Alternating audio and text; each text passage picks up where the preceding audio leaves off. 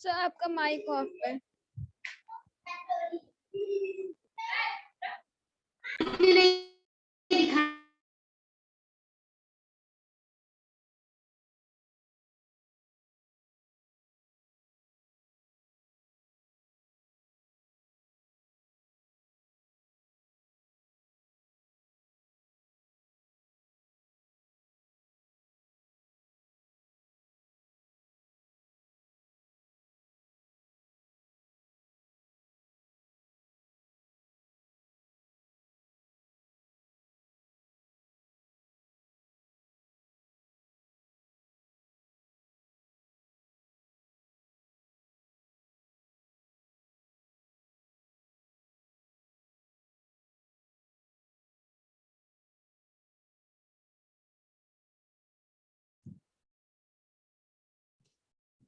एक हम लोग बात कर रहे थे ऑक्सिलरी सीरीज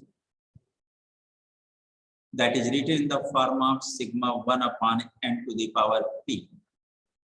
समझाएं या हम लोग समझते हैं कि एक ऐसी सीरीज जिसकी कन्वर्जेंसी या डाइवर्जेंसी पहले से हमको पता है कि ये सीरीज कब कन्वर्जेंट होगी कब डाइवर्जेंट होगी, ये हमको पहले से पता है।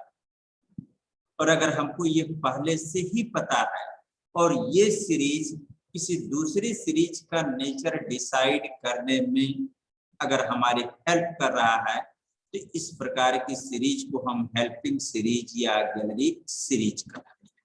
सिंपली देखा जाए लिख ए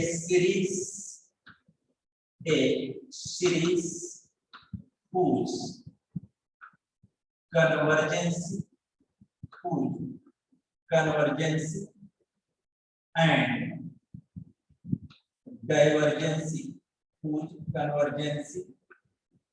and divergence have been already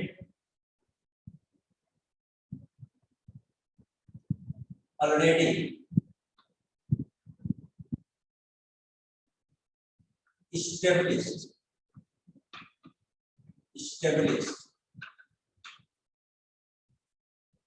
and which helps to ensure the nature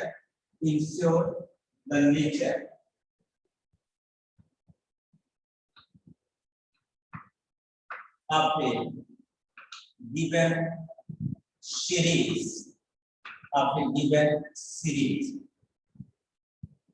to be tested is known as an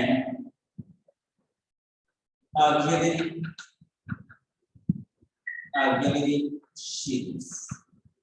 देखिएगा ये लिख दिया ए series whose convergency and divergence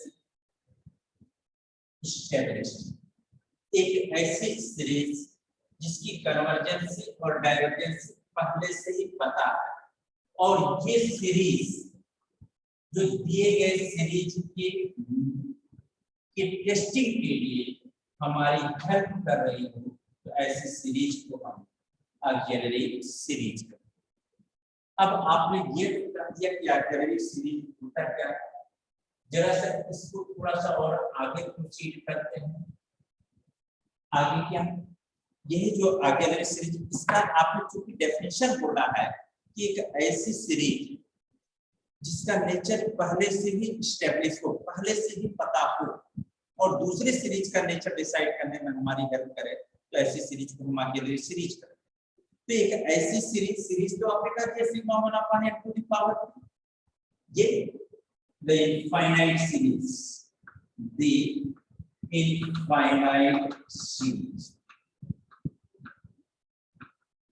कौन सी, यही जिसको आपने ऑक्सिलरी सीरीज का sigma 1 upon n to the power. अगर हम इसको लिखना चाहें तो यह क्या है, नेचुरल नंबर, इसको हम लिख सकते हैं 1/1 to the power plus 1/2 to the power plus 1/3 to the power plus 1/4 to the power plus 1/5 to the power plus 1/6 to the power plus and that's जो भी इनफाइनाइट सीरीज आप पॉजिटिव टर्म्स। और अगर ये इनफाइनाइट सीरीज आप positive term पहले ही आप property में कह चुके हैं कि infinite series of positive terms will be either convergent और डाइवर्जेंट। तो ये तो यह सीरीज या तो कन्वर्जेंट होगी या तो क्या होगी, डाइवर्जेंट। लेकिन कब कन्वर्जेंट होगी कब डाइवर्जेंट होगी ये भी हमें समझना है। तो ये कहा कि द इनफाइनाइट सीरीज से आप सीरीज कर रहे हैं is convergent when p is greater than 1 and divergent when p is less than or equal to। क्या ये जो इनफाइनाइट सीरीज जिसे आपने नाम दिया एनालिसिस का ये एक्सेलरेट सीरीज जब इसमें p 1 से बड़ा होगा तो यह कन्वर्जेंट होगा और जब p 1 या 1 से छोटा होगा तो ये सीरीज डाइवर्जेंट होगा। अब इसको प्रूफ करके देखिए। पहला केस लेते हैं, case first when p is greater than 1 ये स्टेब्लिश करके देख लिया है। क्या जब p 1 से बड़ा होगा तो पहले तो जो सीरीज दिया गया है sigma 1/n to the power p जिसको आप एक्सपेंड करके इस तरीके से लिख रहे हैं 1/1 to the power p plus 1/2 to the power p plus 1/3 to the power p plus 1/4 to the power p plus 1/5 to the power p plus 1/6 to the power p plus 1/7 to the power p plus 1/8 to the power p and to data term लंबा। But है अब जो आपको कुछ properties आपको समझाई गई थी कि किसी भी इनफाइनाइट सीरीज में हम अपनी आवश्यकता के अनुसार कुछ टर्म ऐड कर सकते हैं या उसमें से कुछ टर्म निकाल सकते हैं, सब्ट्रैक्ट भी कर सकते हैं।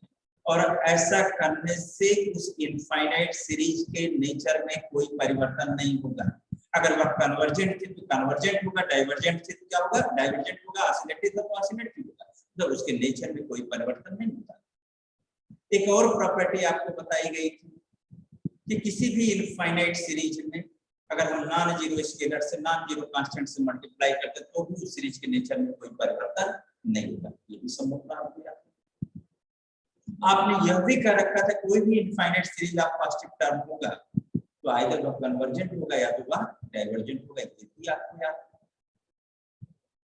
फिर आपने यह भी कह रखा कि किसी भी infinite series of positive term की ग्रुपिंग हम कर सकते हैं और ग्रुपिंग इवन फॉर्म में करें।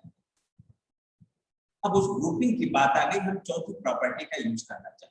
ग्रुपिंग होगी इवन होगी और किसी भी टर्म से आप स्टार्ट कर फ्रॉम एनी टर्म आप स्टार्ट कर सकते हैं।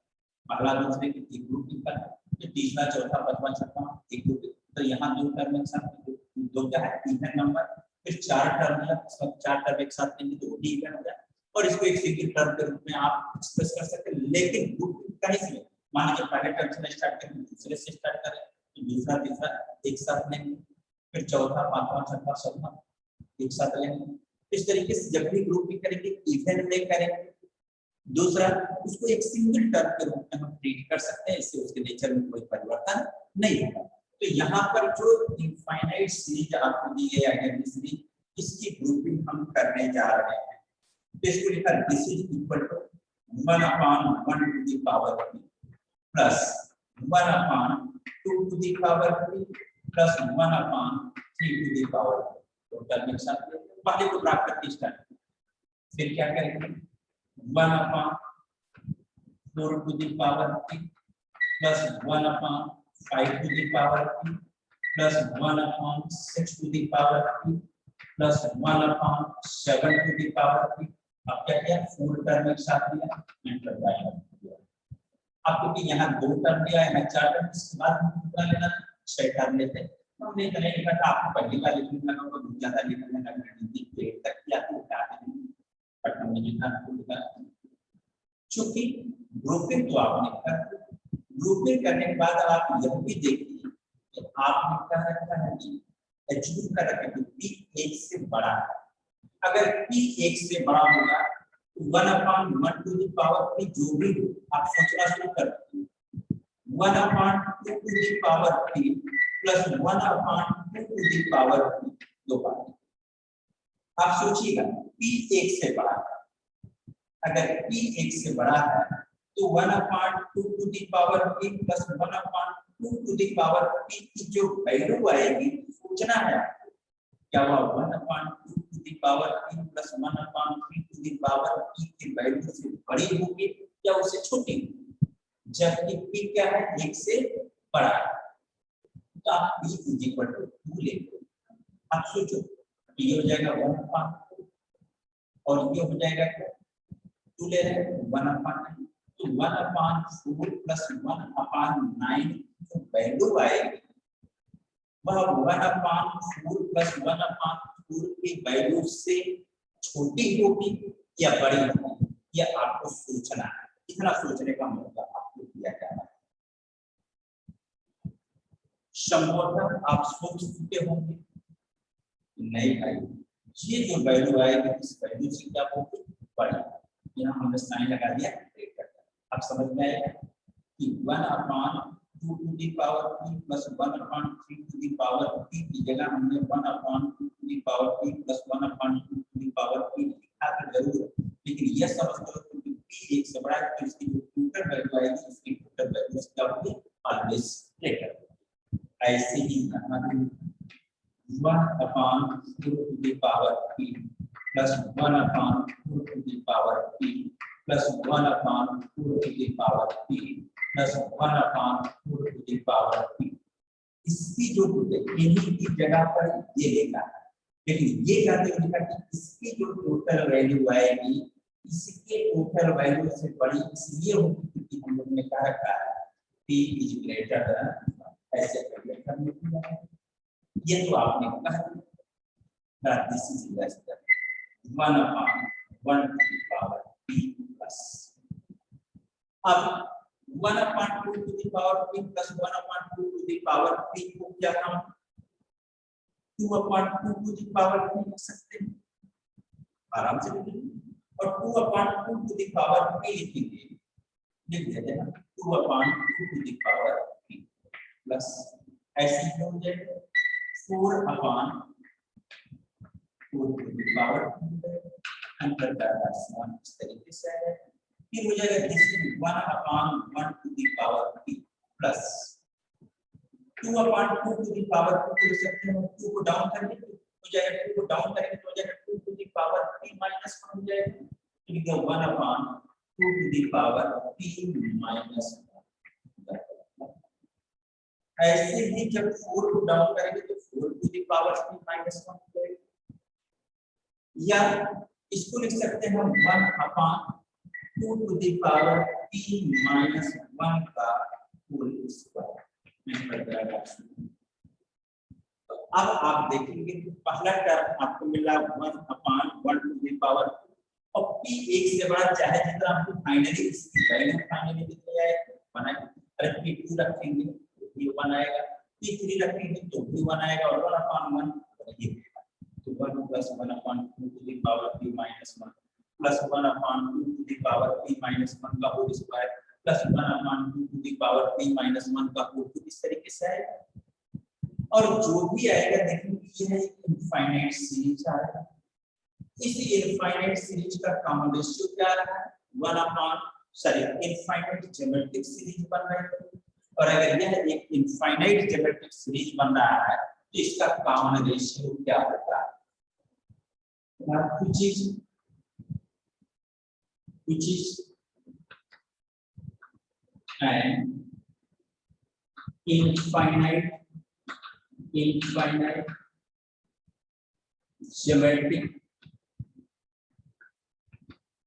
geometric series whose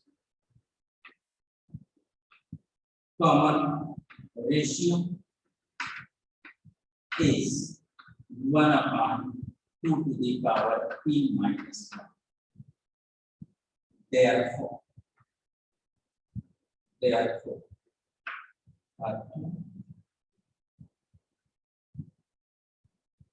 given series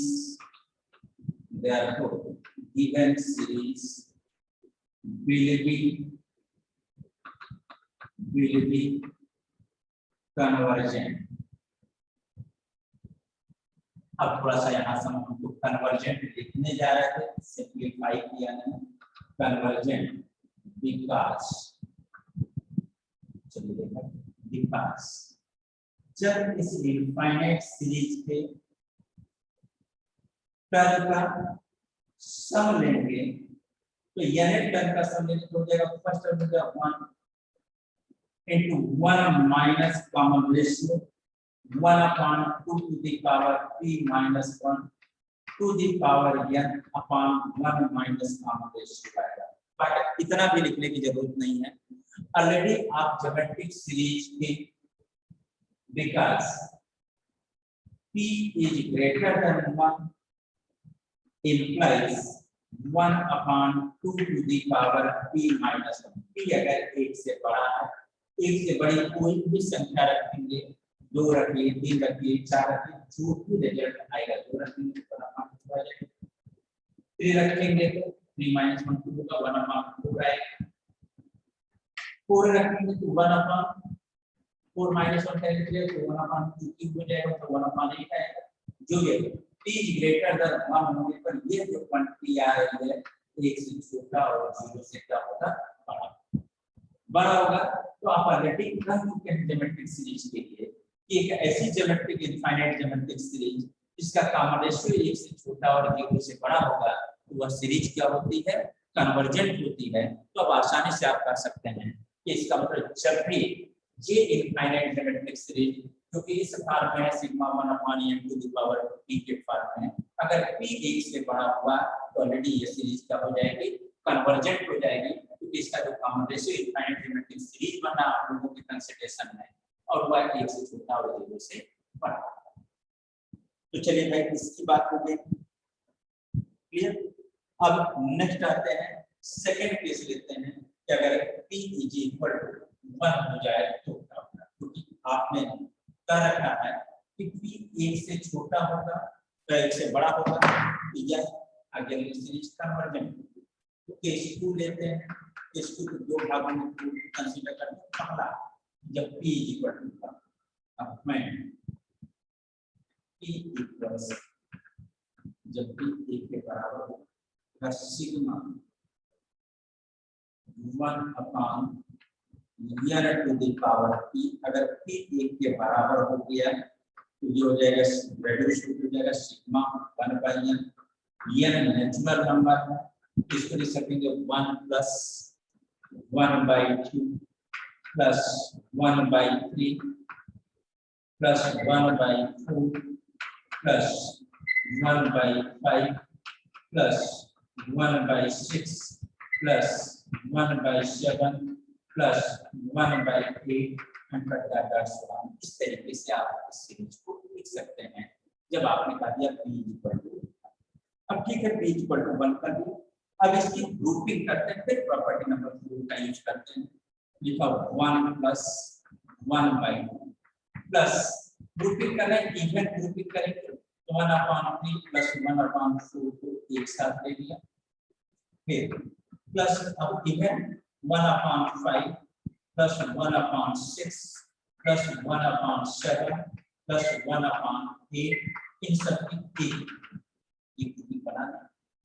जब ये ग्रुपिंग आपने बना ही लिया तो अब इससे थोड़ा सा और आगे प्रोसीड करते हैं। ग्रुपिंग को बनाने के बाद इसको एक सिंगल टर्म के रूप में आप एसेस करेंगे। तो ठीक है, सिंगल टर्म के रूप में एसेस करते हैं 1 + 1/2 प्लस, अब देखिएगा 1/3 + 1/4 लिखा हुआ, और 1/3 प्लस 1/4 का जो सम होगा, आप बताइए 1/4 प्लस 1/4 से बड़ा होगा या छोटा होगा? 1/3 प्लस 1/4 का जो सम आएगा, पहले सोच लीजिए क्या वह 1/4 प्लस 1/4 की सम से बड़ा होगा? संभवतः आपको जवाब मिल गया, हाँ बराबर।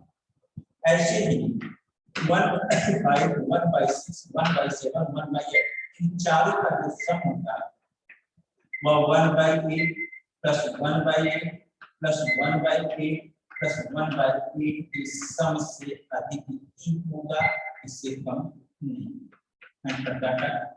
अब कल तो दिया लेकिन एक सिंगल टर्म के रूप में इसे ट्रीट करना है, तो 1 को तो हमने लिख दिया हाफ प्लस हाफ, ये कंफ्यूजन नहीं होगा, इस 1 को लिख दिया हाफ प्लस हाफ, ये हाफ है और 1/4 प्लस 1/4 मिल करके हो जाएगा 2/4 और 2/4 को हम लोग लिख सकते हैं 1/, ऐसे प्लस 1/8 प्लस 1/8 प्लस 1/8 आ जाएगा 4/8, फिर सिंपलीफाई करेंगे वह भी क्या आ जाएगा 1/8। अब राइट हैंड साइड में देखेंगे एक ऐसी इनफाइनाइट ज्योमेट्रिक सीरीज बनके तैयार हो रही है, एक ऐसी इनफाइनाइट ज्योमेट्रिक सीरीज बनके तैयार हो रही है जिसका हर एक टर्म 1/, जिसका हर एक टर्म बोला जा रहा है क्या है 1/, ऐसी इनफाइनाइट राइट हैंड साइड एक ऐसी इनफाइनाइट ज्योमेट्रिक सीरीज जिसका हर एक टर्म 1/2 है, इसका n टर्म भी क्या होगा 1/2। तो कहीं ना कहीं आपको डाइवर्जेंसी टेस्ट समझाया गया है कि डाइवर्जेंसी टेस्ट में कहा गया है कि इनफाइनाइट ज्योमेट्रिक सीरीज या पॉजिटिव टर्म है तो उसका n टर्म लीजिए और उस n टर्म पर एक लिमिटिंग ऑपरेशन लगाइए, लिमिट टेस्ट टू इनफाइनाइट। तो n टर्म आपने ले लिया, n टर्म भी क्या आ गया, एक टर्म 1/2, n टर्म भी क्या होगा 1/2। इस पर लिमिटिंग ऑपरेशन लगाएंगे तो क्या आ जाएगा 1/2 जाएगा, निकाल दिया n से इंडिपेंडेंट होगी और आप देखेंगे this becomes not equal to 0। तो आपको समझाया गया था कि अगर n दी गई series infinite series of positive term है और उस पर हम लिमिटिंग ऑपरेशन उसके nth टर्म पर लिमिटिंग ऑपरेशन लगाते हैं और लिमिटिंग ऑपरेशन अप्लाई करने पर अगर वह नॉन जीरो वैल्यू दे रहा है इसका मतलब सीरीज क्या होगी डाइवर्जेंट। इसका मतलब इस प्रॉपर्टी को हम यहाँ पर आसानी से सेटिस्फाइड पा रहे हैं, इसका मतलब दी गई सीरीज क्या है divergent. hence in this case given series sigma 1/n to the power p is divergent when फिर से क्लियर कर दें। अभी एक कंडीशन पाती कि अगर p 1 से छोटा हो जाए तो क्या होगा, उस पर भी बात कर रहे हैं।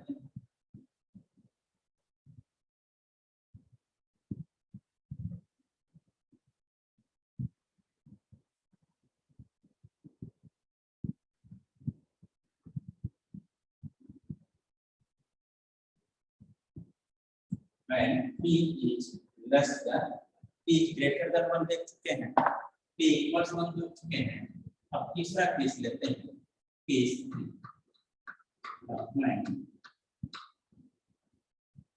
p is less than, तीसरा केस p जब 1 से छोटा होगा तो उस कंडीशन में क्या होगा, तो सीरीज तो आपकी यही, लेकिन उस कंडीशन में होगा क्या ये हमको समझना है। तो उस कंडीशन में जो कुछ भी होगा when p is less than 1 होगा, but in this case